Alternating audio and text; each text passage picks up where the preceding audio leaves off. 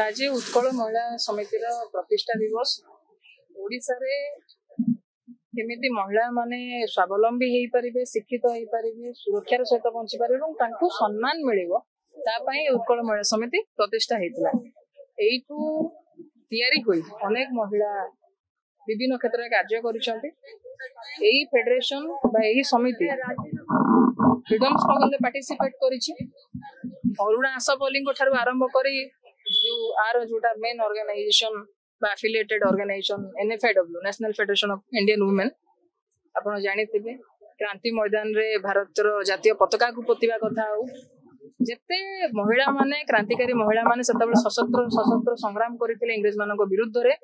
राजा राजगुडा बा गडजात व्यवस्था विरुद्ध रे सामंतवादी व्यवस्था विरुद्ध रे तार इतिहास होची उत्कल महिला समितिर इतिहास। उत्कल महिला समिति स्वाधीनता पाइबा परे उत्कल महिला समितिर कार्य रहिला जे केमिति समस्त एजुकेशन पाइबे झियो माने विदाउट एनी कॉस्ट झियो माने शिक्षा पर केमिति नियुक्ति तांको गारंटी मिलिबो कर्म नियुक्ति जोगै देबे व्यवस्था सरकार तार पई लढई एवं सबुठ बड़ कथा हला जो निशा जो भली भाबरे कारबार बढ़ीची केवल मद सिगारेट गुटखा बा आरी भितर कथा सीमित नाही ड्रग्स एबे आपण प्रति जिला गाँ गहली बस्ती आपण देखिबे ड्रग्स कारबार बढ़ीची यंग पिला माने केमिति रोजगार पई शिक्षा पई लढिबे नाही से माने निशासक्त अवस्था रे समाज रे एवं परिवार रे विशृंखला तैयारी करिवे ता पई एटा व्यवस्था षडयंत्र करिछि जेते बेले घरे कई जने पुरुष निशासक्त हुंती देखो प्रथम कथा है निशा समस्त प्राक्टिकली ग्रासरूट लेवल आप इम्प्लीमेंट करेंगे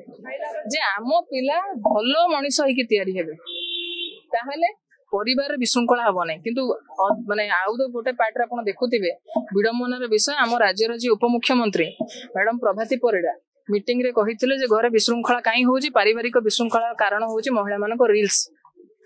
महिला माने रील्स बनाउचंती बोली महिला माने सोशल मीडिया रे टाइम दउचंती बोली घरे परिवार रे विशृंखला होउची ये गोटे पुरुषतांत्रिक मानसिकता नारी विरोधी मानसिकता सी महिला किंतु महिला विरोधी मानसिकता भितरे बा से आइडियोलॉजी भितरे से काम करूचंती तेणु से ए भलिया स्टेटमेंट देइचन जाको हम निंदा करूछु केवल सेति कि न जेतेबेले तांको भलिया महिला जो माने ए भलिया पदवी रे अछंती नुआपड़ा इलेक्शन कथा आपण कहिले सेठी भी सुनिथिबे मैडम कहिले जियो बाहा हे गला परे पर एक तो जियो मानको पर धन बोली कहले आमे धन नह आमे मनीष पर बोली कहबे आपण की जदि से कथा ठीक ताले आपण भी विवाहित आपण भी घर रहिबा त माने उचित मुंडर ओडना न खुसिबा उचित आपण को डेफिनेशन अनुसार गोटे संस्कारी गोटे भल झियो बा भल बोहर डेफिनेशन जे आपण दउछन तेणु जेते बेले जने उपमुख्यमंत्री कहउचंती झियोटी बाहा गला पर बाप घर पई पर होई जाय मामू घर पई सात पर होई जाय ये स्टेटमेंट ही गोटे मेल चोविनिज्म बा जहा को में पैट्रियार्की रो एक्सट्रीम लेवल जे था